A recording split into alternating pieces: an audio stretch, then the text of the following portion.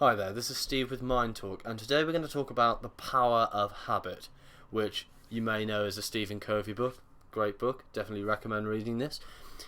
So, when we can't be asked to do something, we convince ourselves that it's to do with the specific effort required to do that particular thing, but that's not quite the case. When we do something for the first time, millions of neurons are firing in our brains, and routes for the chemical dopamine, called dopaminergic pathways, are activated to reward us for the effort that we have put in.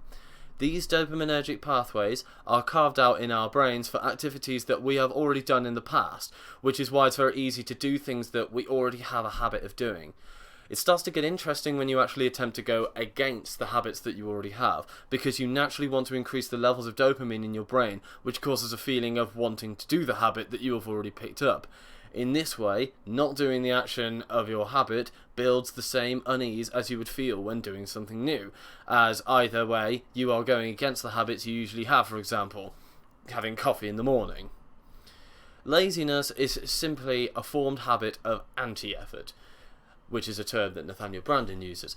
When you are lazy, the idea of changing and deciding that from now onwards until forever you are going to put in the effort that you are not now seems like an incredibly daunting task that resigns you to a lifetime of breakless toiling. But this only feels like this because of how much willpower and effort the first try require. As you continue to make more attempts, the dopaminergic pathways in your brain become more defined. Also, when you sleep, your brain essentially defragmentates itself by deleting unused neurons, allowing for better integration of new information and streamlining for specific purposes.